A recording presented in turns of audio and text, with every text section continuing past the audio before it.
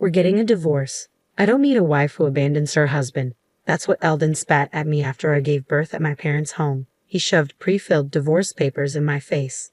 Up until then, Eldon hadn't shown any concern for me during my pregnancy. In fact, he quit his job for selfish reasons and is now unemployed. I finally lost all love for him. I don't need a husband like this, and it's bad for our child too. I coldly replied, "Fine, I'll give you the divorce you want." I firmly decided to leave. My name is Gloriana Ambrosio, a 30-year-old average woman working as an office employee.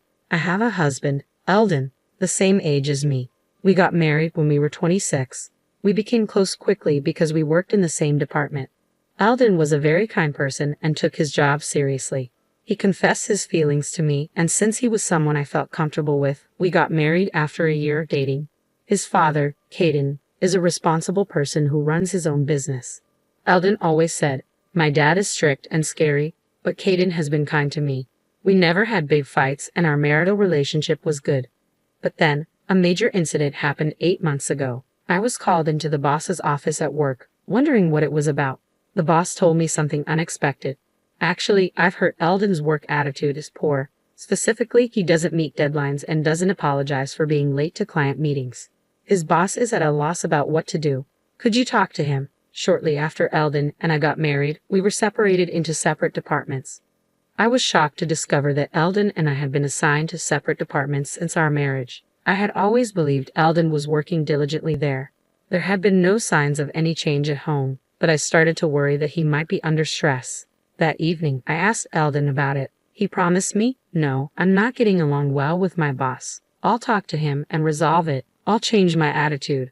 But a week later, he came home and said, "I quit my job. I can't work under that boss anymore." I checked with his boss, and it was true. Eldon's work attitude had worsened since joining this department. He didn't reflect on his actions and only made excuses. That led to an argument, and he quit. For the record, Eldon's boss was well-liked and respected in the company. It was natural to think the problem was with Eldon. Still, he seemed to regret quitting. "I'm sorry for the trouble. I'll find another job soon," he said. I thought things would be okay, but that was wishful thinking.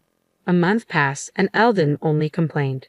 "No company wants me without serious job hunting," he said. He graduated from a prestigious university and has work experience. There should be at least one company willing to hire him. When I asked what kind of company he wanted, he said, "One without a nagging boss, where I can make at least $5,000 a month." I attended a prestigious university. I should be discerning.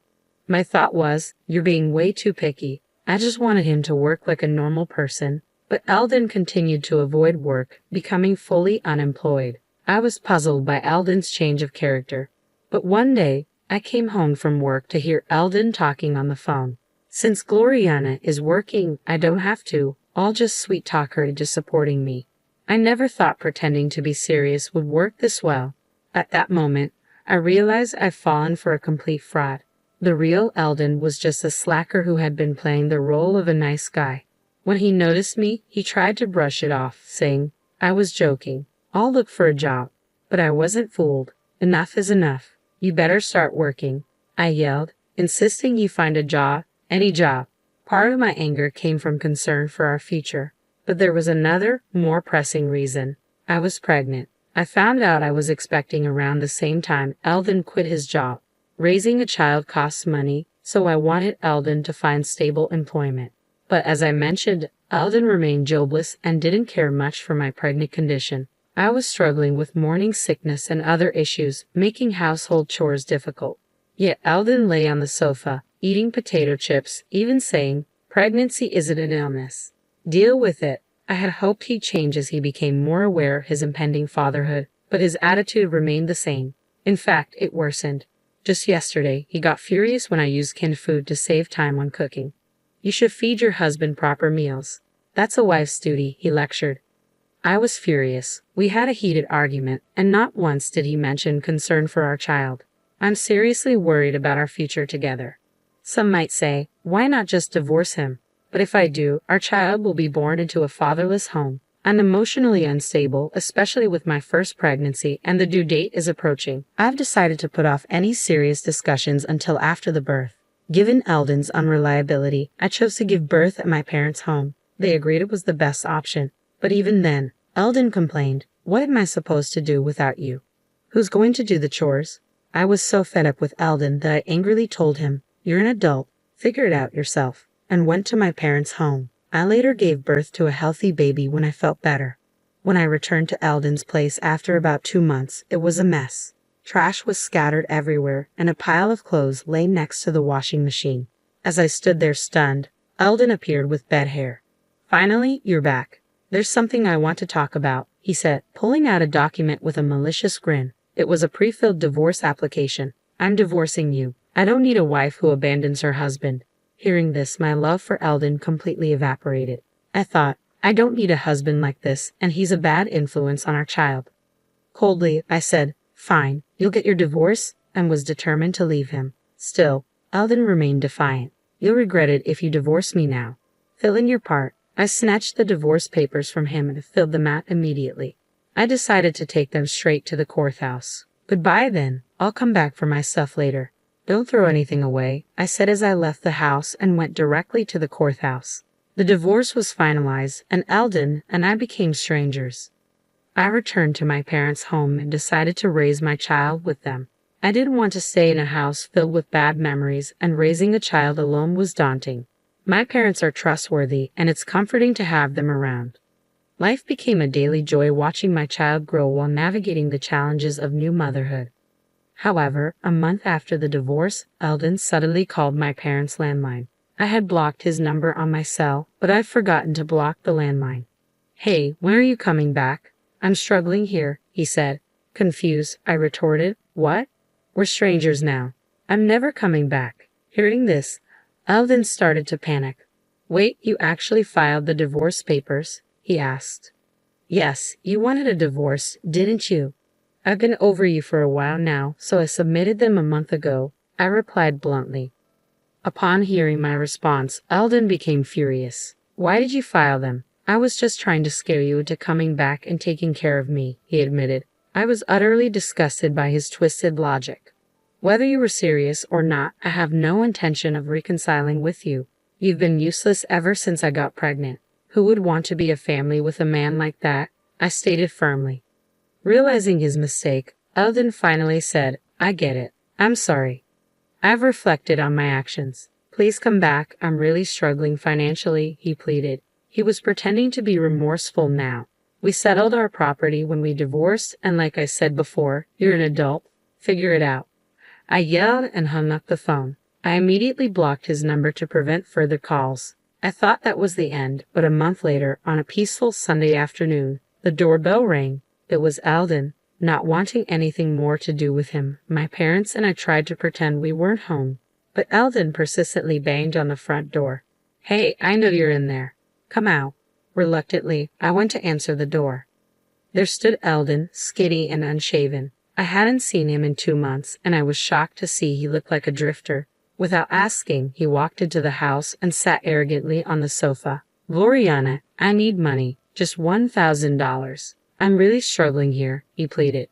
"So why don't you get a job? You have a degree from a prestigious university, and you're not too old to work," I retorted, annoyed. Eldon began to explain. "Actually, I've decided to make money through investment. Working a regular job is for fools. I found a trustworthy advisor online, so I'm good. I'm still in the red because I had just started, but I was told it would turn profitable. However, I'm running out of the money I got from our property division, so I need your help." I was sure it was a scam. My mom, looking disgusted, returned to taking care of the baby. My dad also looked like he thought it was a scam, but Eldon, oblivious, kept insisting on money. "I'll pay you back when my investments pay off, and you can live the high life," he said. I reached my breaking point with his incessant and nonsensical demands. "If you don't stop, I'm calling the police," I warned, genuinely angry. With my dad, we kicked Eldon out.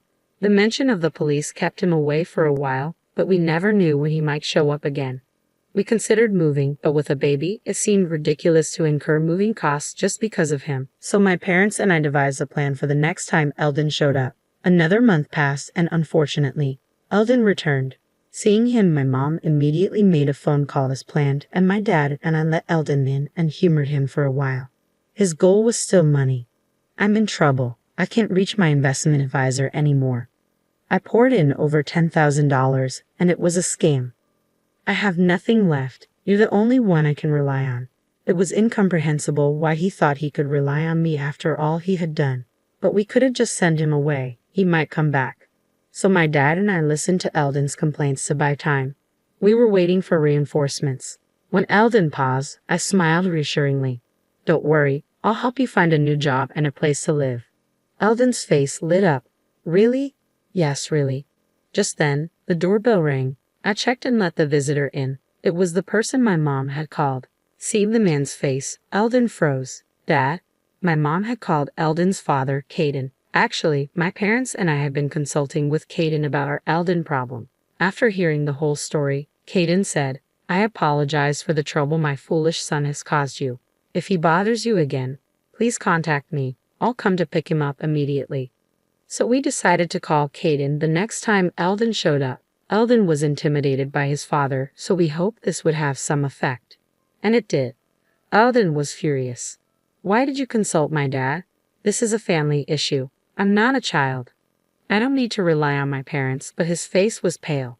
Caden, on the other hand, seemed to explode with anger at Eldon's words. What kind of attitude is that? After causing so much trouble, you've done something so terrible that even your parents have to intervene.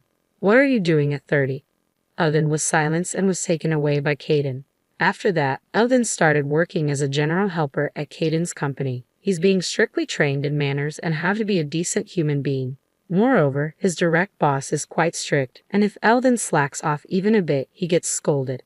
Life must be hellish for Eldon, and his salary is lower than when he was a regular employee. With debts to pay, he's not left with much. It's a far cry from his dream of making $5,000 a month without a nagging boss. And it must be tough. But he brought this upon himself, so I want him to suffer. As for me, I'm busy raising my child. My child is growing up healthy and strong. Life is tough, but my parents are supportive, and there are many experienced parents at my workplace, which is a big help. Recently, I went to the aquarium with my child and parents. My child was fascinated by the dolphins he saw for the first time and seemed to enjoy it. I want to give my child various experiences and want him to learn many things. I intend to do my best as a parent.